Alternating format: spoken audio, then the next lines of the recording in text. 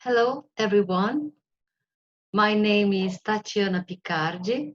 It's a pleasure to share with you the first results from the research entitled The Art of Narrating to Survive: Impacts of Patient and Family Narratives on the Construction of Medical Knowledge, focusing the context of pediatric oncology in the city of São Paulo in Brazil.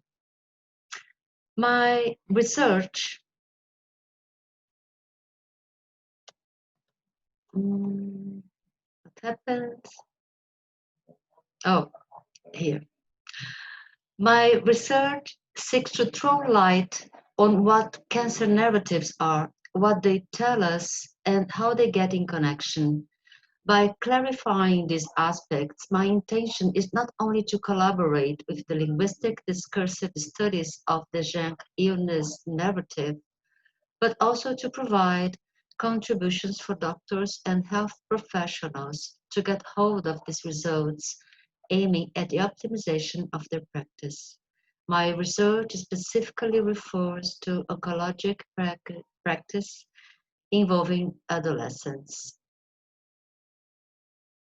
Having obtained the appropriate authorizations from the interviewees, I collected accounts of the cancer experience from young people in treatment, their mothers or fathers, and the doctors in charge, totaling 18 texts. Next, I transcribed and analyzed them, them text by text, considering concepts of language studies and literary theory, and then I compared the constructions of these narratives.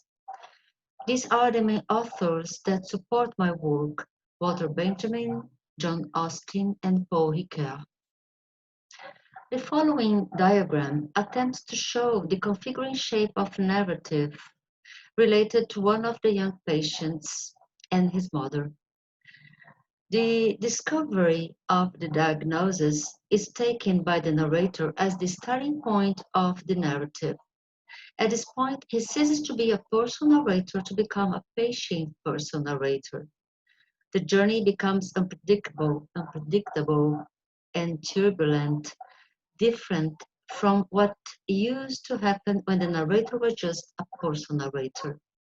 The journey ends at the point where the patient person narrator becomes a person narrator again, which occurs when tumor remission is announced.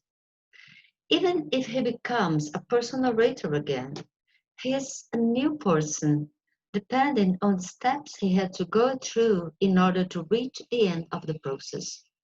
The process of textual configuration, the configuration of the text, evolves through the stages of learning, overcoming, transformation, and discovery of a mission in life, both for the adolescent and his mother.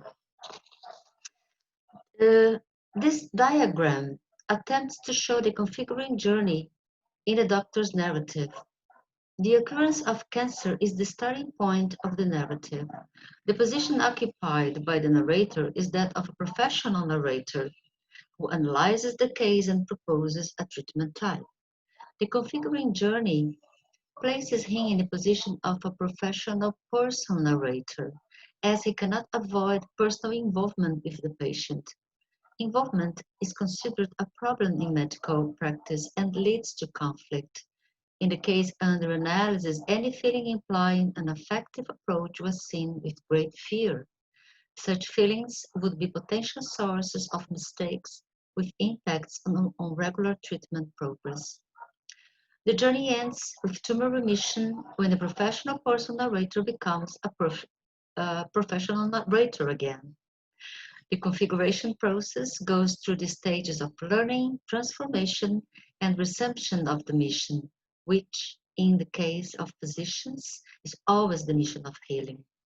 Note that this is a ring-shaped journey because the learning acquired in the process is mostly addressed to the deepening of the professional competence, thus reinforcing a previously defined mission and not a mission discovered during the journey. These are the main references of my work, and these are my emails.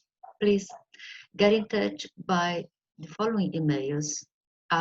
It will be a great pleasure to share more information with you. Thanks a lot. Bye bye.